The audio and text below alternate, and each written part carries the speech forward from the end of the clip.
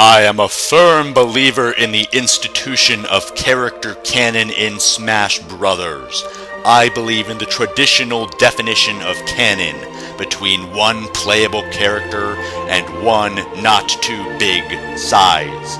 Over the past few months, my beliefs about canon have been discriminated against on sites like Smashboards and GameFAQs, and in turn, users have tried to force their definition of canon down my throat. These gamers have shunned the institution of character canon and have turned away from the word of Sakurai, under whom this great series was founded.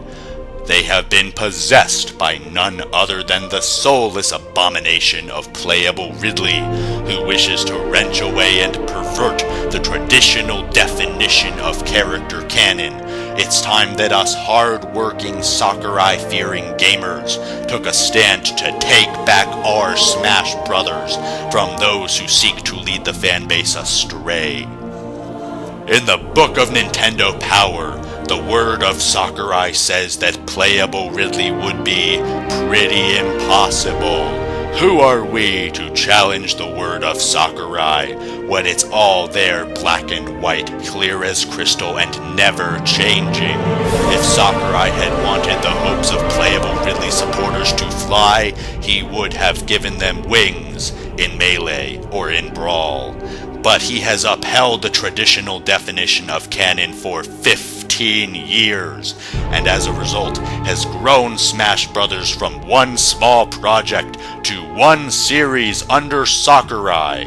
Some claim that future generations will reflect shamefully on those who call Playable Ridley unnatural, just like we reflect shamefully on the generation who called Playable Bowser unnatural years ago. But believe it or not, Bowser can't help the fact that he was born resizable. Resizing Bowser isn't a choice, but resizing Ridley is a choice, and it is a choice that will rattle this great series and its character canon to the core.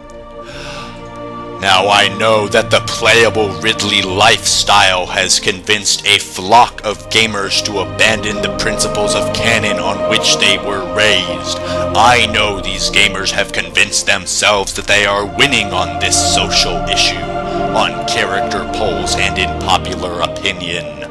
I know that it is now impossible to speak out against Playable Ridley without being shouted down and called a too-bigot. I am not a too-bigot. The definition of too-bigotry is not the fear and intolerance of too big. The definition of too-bigotry is making a judgment about too big without knowledge of the facts. And the facts are that in the eyes of the almighty Sakurai, Playable Ridley is a sin.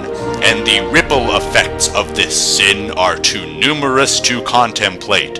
How will us hard-working, Sakurai-fearing gamers explain to the children why couples are playing as Ridley in front of them?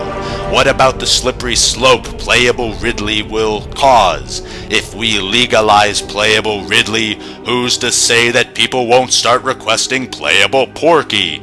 Or Playable Andros? Or my personal favorite, Playable Kraid. Making these characters playable diminishes my canon view of every other playable character and their relationship between one character and one not too big size. The sanctity of canon must remain enshrined in Smash law if we are to raise this next generation of moral gamers.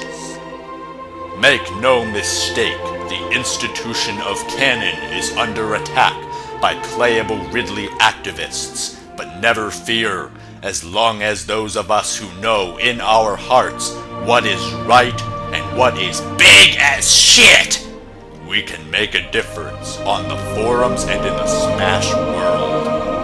Peace be with you, and Sakura.